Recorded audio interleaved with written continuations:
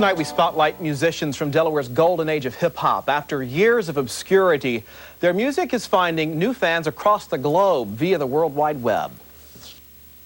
Oh man, yo, some of these guys I ain't seen in such a long time. It is a reunion. And then kind of in the 80s, they started blooming and blossoming, and it just started exploding. Hip hop was it became a way of life.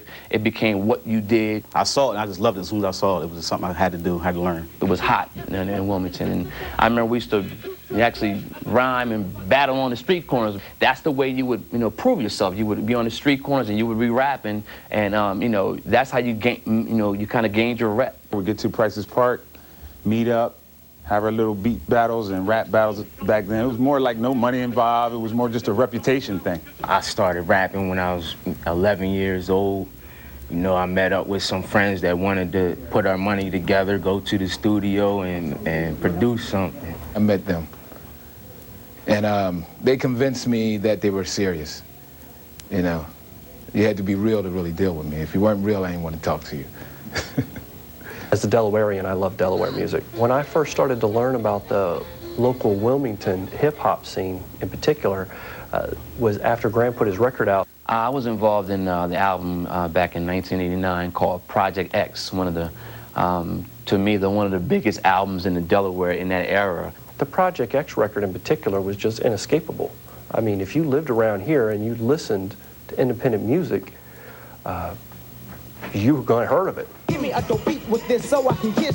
was great. That was something real that we were a part of. That's something that wasn't done at that time here in Delaware. Wow, that was magical, because to see something that everybody says you have a dream, to see it materialize.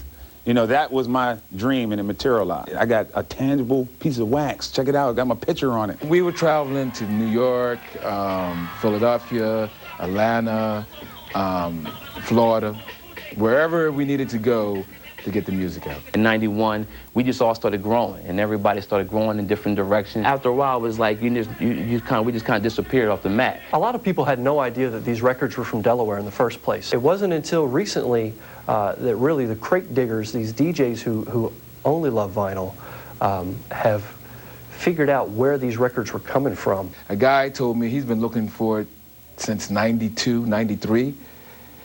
That's a long time. They were just glad that we finally surfaced on the internet. I'm getting emails from MySpace from Denmark and London and Australia and saying, can you give me a copy of this? It just goes to show you that music it never dies. These kids in Finland who had only heard a few of these records and had them in their wants list now are like, I want to collect the whole set. I want to be a Delaware expert. The Project X record it's called a Holy Grail record, and that's not something, that's a real record collector term, meaning that this is a rare record that'll knock your socks off. Good luck finding it. Once in a blue moon will say, if it wasn't for Project X, I love that record, I like the way it was produced, I would never be in the music business. We're not done yet, man. We got a lot of people to expose to this music, man. We're just as good as any other city out here doing it, any big city, any small city.